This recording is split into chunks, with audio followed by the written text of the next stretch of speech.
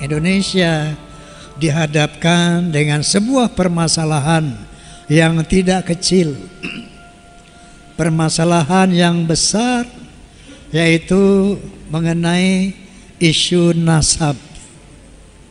Ini nasab ini berkaitan dengan nasib ini. Ya.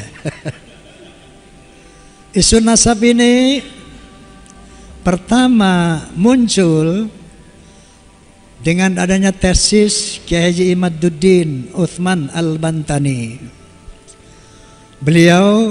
Kenapa beliau mengadakan penelitian sejarah tentang kebenaran zuriyah Nabi yang ada di Indonesia? Beliau terpanggil karena melihat arogansi oknum habaib yang tidak sesuai dengan akhlak Nabi Shallallahu Alaihi Wasallam. Misalnya saja yang marak kita dengar di media sosial bahwa seorang habib yang bodoh itu lebih mulia daripada 70 ulama yang alim. Ada lagi yang mengatakan kaki seorang habib yang bodoh lebih mulia dari 70 ulama yang alim. Kemudian ada lagi berita-berita khurafat yang disebarkan, didoktrinkan kepada umat. Misalnya saja yang sesungguhnya ini merendahkan Rasulullah Sallallahu Alaihi Wasallam, bahwa mereka mengatakan leluhur mereka Imam Fatih Al-Muqaddam itu mi'raj 70 kali satu malam. Tiap malam mi'raj 70 kali satu malam menghadap Allah Subhanahu wa taala. Artinya ini merendahkan Nabi kita Muhammad sallallahu alaihi wasallam, karena Nabi kita Muhammad sallallahu alaihi wasallam seumur hidup cuma satu kali mi'raj. Banyak lagi cerita-cerita khurafat bahwa hanya dengan sehelai kertas seorang ahli maksiat, kalau bawa ini kertas surat dari seorang habib, kasih tahu sama munkar wa nakir, ini surat dari Habib Fulan, insya Allah nanti kalau ditanya jangan jawab, kasih aja surat gue, masuk surga tanpa hisab. Banyak lagi hurafat-hurafat yang membuat umat Islam khususnya para ulama berpikir, merenung, apakah iya turunan Nabi seperti ini? Maka muncullah penelitian dilakukan oleh Kiai Haji Imaduddin Utsman Al-Bantani, membuat tesis melalui mengadakan penelitian. Beliau meninjau sejarah secara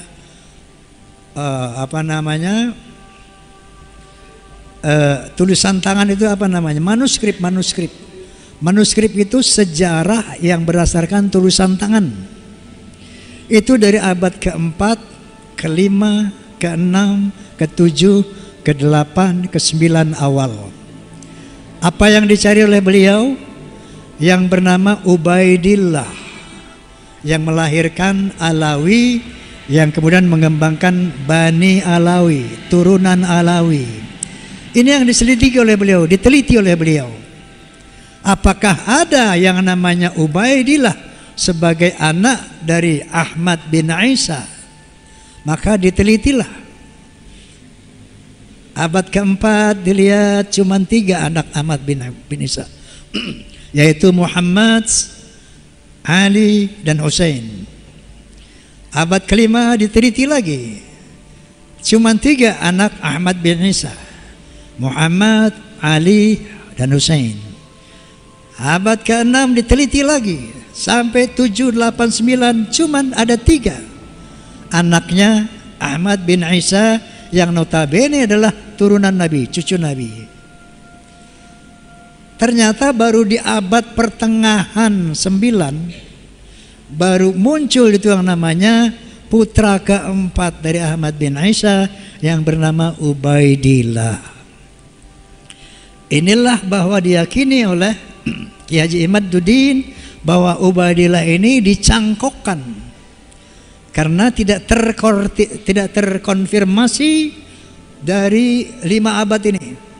Tiba-tiba muncul anak yang keempat dari Ahmad bin Isa adalah Ubaidillah. Nah, kemudian muncullah beberapa analisa dari ulama-ulama yang lain yang membenarkan tesis Kiai Imad. Saya nih muhibin kelas berat. Di sini ada muhibin nggak? Woi, ada muhibin nggak? Kalau ada, lewat lo sama gue.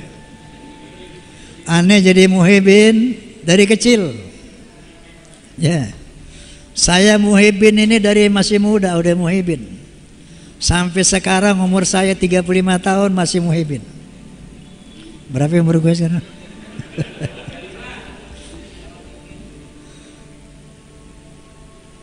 Jadi kalau bicara muhibin lu nggak lawan gue. Begitu saya dengar Kiai Imad pertama kali, saya suudzon bilang ini orang siapa sih ini? Datang-datang merungkat nasab Alawi, PKI kali ini orang nih. Dulu saya begitu. Karena hal ini 500 tahun nggak pernah ada yang ganggu gugat ini nasab. 500 tahun. Dari abad ke-4, 5, 6, 9 sampai ke-9 nggak ada yang ganggu gugat, nggak ada yang kutak-kutik. Ini siapa orang yang berani-berani kok merungkat membatalkan nasab Alawi sebagai zuriyah Nabi? Maka saya pun terpanggil untuk meneliti. Saya baca juga deh penelitian beliau. Tak, iya juga nih. Kemudian saya baca lagi dari yang mengcounter itu. Ternyata dari sana saya mulai sedikit meyakini kebenaran tesis Imaduddin, Kiai Haji Imaduddin. Saya baca counternya, katanya yang membuat itu Ali bin Abu Bakar As-Sakron. Dia bermimpi dalam mimpinya Ubaidillah ini anaknya Ahmad bin Isa. Ubaidillah ini cucu Nabi berdasarkan mimpi. Ini secara hujah akliyah ini kurang bisa dipercaya. Oke, maka saya undanglah yang namanya siapa pertama itu? Guru Gembul. Tadinya Guru Gembul ini di podcast saya mau bicara tentang kasus Vina yang viral itu. Ya, tahu kasus Vina kan? Tadinya mau ngomong itu, tiba-tiba nyeletuk saya nih, teringat sama Ki Imad. Menurut ente nih Guru Gembul itu nasab Alawi bagaimana menurut antum? Ini saya pertama kali tanya orang di luar Kiai Imaduddin. Kalau menurut beliau nih, kalau saya lihat dari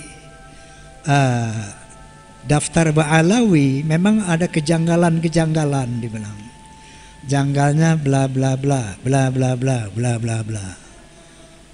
Anda yakin? Saya yakin. Anda sudah lihat? Sudah lihat. Jadi mereka Guru Gembul sudah meninjau.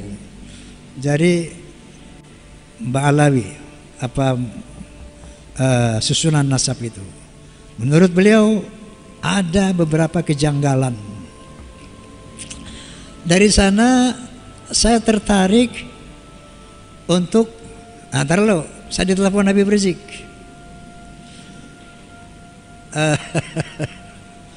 Ada satu ustadz telepon saya.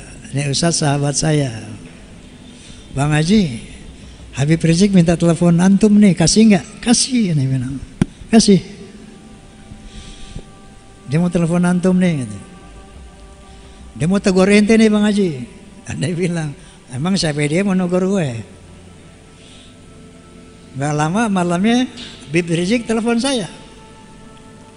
Assalamualaikum Bang Haji. Waalaikumsalam Bib.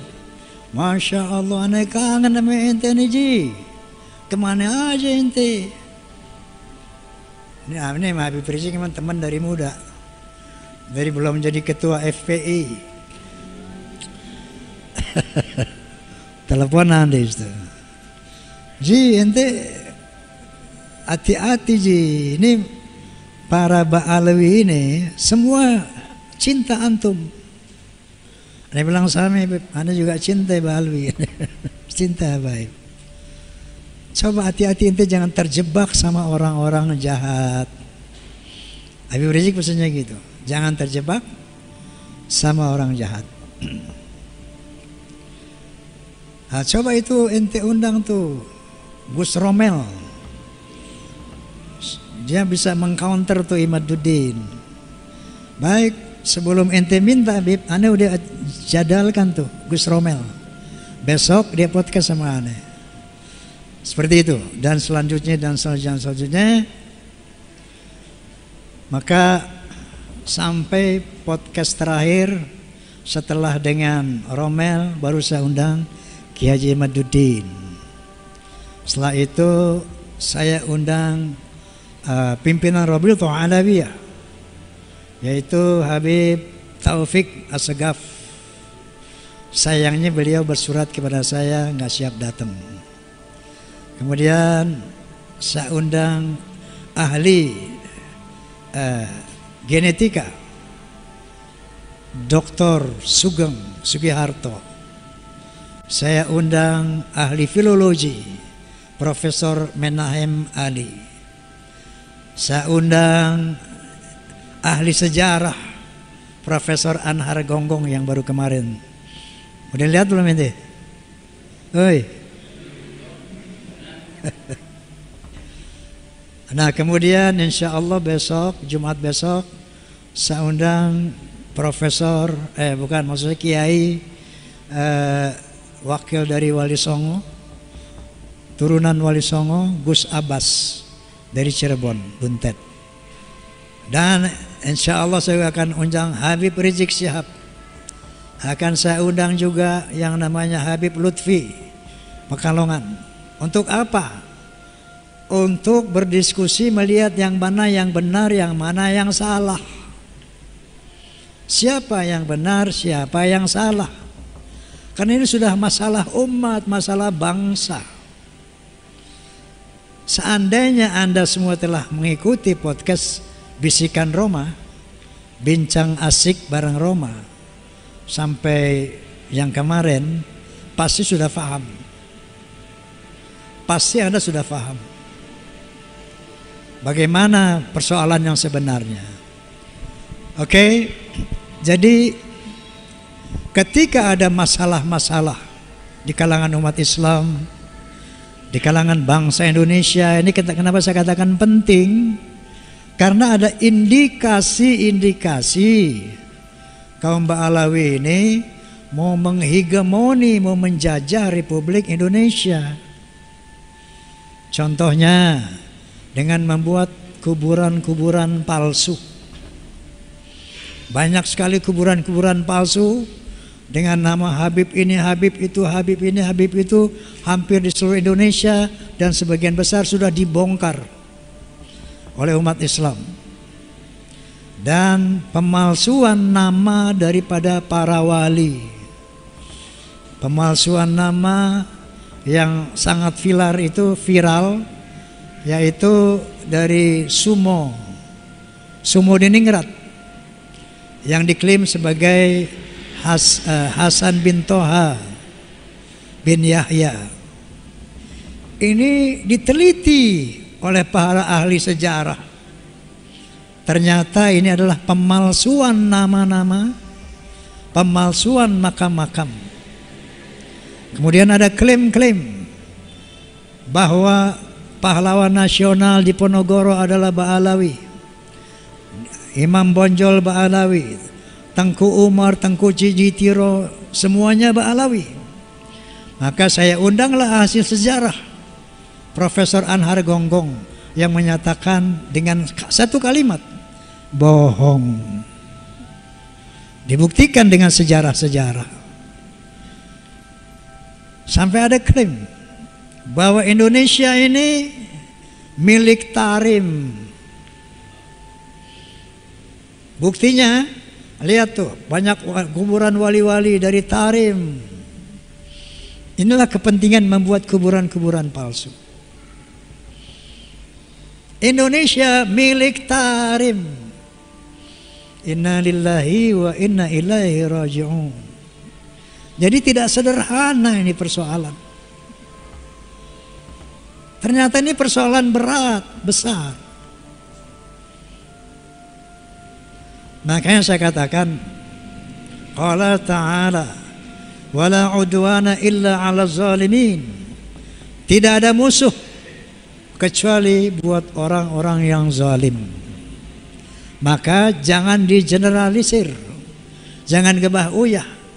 Saya yakin sebagian besar Habib-Habib nggak paham ini. Sebagian besar mereka nggak paham. Ada rencana jahat untuk menguasai Indonesia. Makanya kita jangan gebah uyah, jangan digeneralisir. Hati-hati dalam hal ini. Jadi alhamdulillah proses hukum dari PBNU juga sudah berjalan. Maksud saya pengkritisian bahwa mereka bukan hanya memalsukan kuburan-kuburan, bukan hanya memalsukan sejarah Indonesia, bahkan sejarah NU juga dipalsukan. Dan alhamdulillah ketua PBNU telah memerintahkan kepada jajaran NU untuk mencabut buku karangan Lutfi bin Yahya, artinya produk beliau, untuk ditarik dari semua jajaran perguruan Nahdlatul Ulama. Nah, artinya sudah mulai tercium adanya pemerkosaan, pembelokan sejarah PBNU itu sendiri. Nah, saya katakan tadi ini bukan soal kecil, soal besar. Makanya mengatasinya pun harus hati-hati. Jangan terprovokasi sehingga yang berantem di masing-masing pribumi. Ya, lawan perang ini, hati-hati. Ntar kita berantem dia pada ngumpet. Betul. Yang berkelahi pada ini lolo nih. Dia di mana nanti? Dia nonton. Makanya hati-hati, jangan terprovokasi. Saya juga bilang di podcast saya kemarin, Beb, hati-hati Beb, jangan nanti provokasi umat. Tega ente, ngadu domba umat. Jadi atasi ini bil hikmah wal mau'izatil hasanah. Dengan ilmu, dengan data, ya, bukan dengan emosi dan sebagainya. Sebetulnya hal ini gampang banget. Oke, kalau dari dasar sejarah masih bisa diutak-atik. Filologi, itu filologi artinya ilmu sejarah peradaban manusia. Menurut Profesor Menahem Ali, ini orang Yaman ini asalnya tuh dari Kaukasus, bukan dari Arab. Ya. Kemudian secara genetika gampang kan? Ada yang bilang di podcast, Beb, ente udah ngomong dulu Beb, bahwa ketika antum melihat rambut Rasulullah SAW, ente bilang dulu sebelum ada kasus ini, ini nih ada rambut Nabi nih. Siapa yang ngaku-ngaku turunan Nabi, ayo tes DNA. Yang ngomong Habib Rizik sendiri itu. Ayo siapa yang ngaku-ngaku tes DNA. Ntar kelihatan nih yang benar yang salah. DNA Nabi kemana, yang lu kemana katanya. Dia sendiri yang ngomong. Tapi sekarang apa yang mereka bilang? Tes DNA haram. Sampai saya mengeluarkan satu analogi. Qala ta'ala, innama harrama alaikumul maitata wad dama wa lahmal hinjir wa ma uhilla bihi li ghairillah faman itturra ghayra baghin wa la 'adin fala itsma 'alaihi innallaha ghafurur rahim. Sesungguhnya diharamkan atas kamu satu bangkai, dua darah, tiga daging babi, dan keempat binatang yang disembelih tanpa nama Allah. Haram tuh. Tapi famaniturra, tapi barang siapa yang terpaksa, ghara baghin, tidak menyukainya, wala adin, enggak keterlaluan makan babinya, fala itsma alaih, enggak berdosa baginya. Ini tes DNA bukan darurat lagi, mendesak untuk menyelesaikan masalah ini. Betul nggak? Betul nggak? Nah, nyaut dong lo. Jelas tidak? Takbir. Sallu ala nabi. Kan begitu. Kalau mereka tujuan hidupnya lillahi ta'ala, inna salati wa nusuki wa mahyaya wa mamati lillah, enggak ada urusan itu nasab. Inna akramakum indallah atqakum. Nabi sallallahu alaihi wasallam bersabda, al jannatu lil muttaqin walau kana 'abdan habasyian wan naru lil 'asina walau kana sayyidan quraisyan hashimian. Surga itu buat orang yang bertakwa walaupun dia budak dari bangsa Habsyi. Surga buat orang yang takwa walaupun budak dari bangsa Habsyi sekalipun. Wan naru lil 'asina walau kana sayyidan quraisyan hashimian. Dan neraka itu buat orang yang maksiat walaupun dia sayyid Quraisy Bani Hashim, masuk neraka kalau nggak takwa. Sampai-sampai Rasulullah sallallahu alaihi wasallam bersabda, "Lau anna Fatimah bint Muhammadin sarqat laqata'tu yadaha." Anaknya sendiri nggak ada privilege, apalagi ente. Jauh banget. Faham? Faham? Masya Allah. Jadi kalau memang tujuannya lillahi ta'ala, ada apa yang nasab sih? Oh, nasab saya bukan ini. Oke. Selesai kan?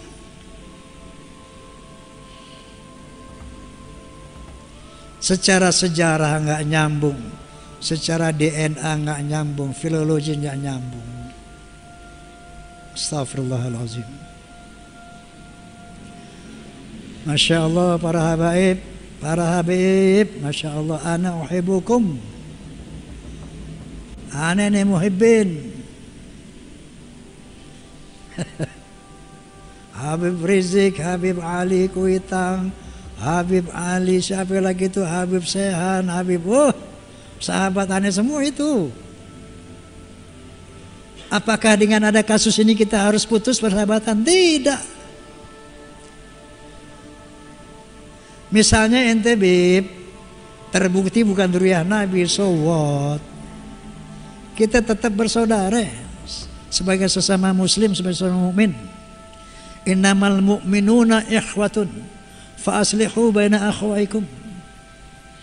Sesungguhnya sesama orang beriman itu saudara. Lo mau dzurriyyah mau bukan saudara. Fa aslihu baina akhwaikum.